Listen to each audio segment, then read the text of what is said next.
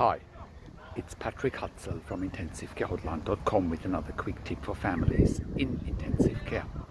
So my tip today is about brain bleeds or subarrhachnoid hemorrhages and intensive care unit stays or ICU stays.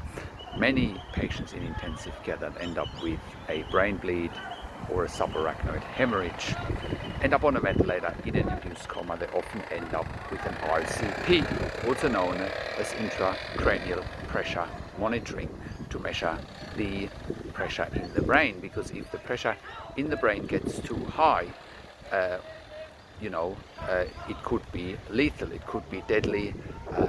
Brain cells could die because of lack of oxygen. And also, increased pressure would also show up again if another bleed was to occur. With that goes hand in hand often mechanical ventilation, a breathing tube or an endotracheal tube.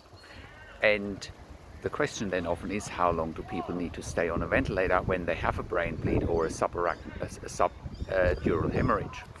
So it really depends on how quickly they can wake up. It depends on are the brain pressures stable? Can the ICP monitor be taken out? Can the patient then be woken up and be extubated or taken off the ventilator? But it's often not as simple as that, because depending on the damage that is being done with the brain bleed, patients may not wake up quickly, they may not wake up at all, and then the question inevitably arises if a patient needs a tracheostomy or not.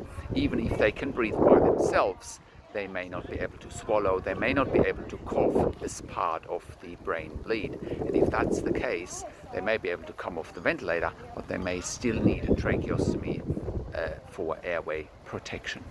So that is my quick tip for today. If you have a loved one in intensive care and you need help, please check out IntensiveCareHotline.com and call us on one of the numbers on the top of the website or on the numbers below this video. Like this video, comment down below what questions that you have, and subscribe to my YouTube channel where you get regular updates for families in intensive care. This is Patrick Hutzel from IntensiveCareHotline.com. I'll talk to you in a few days.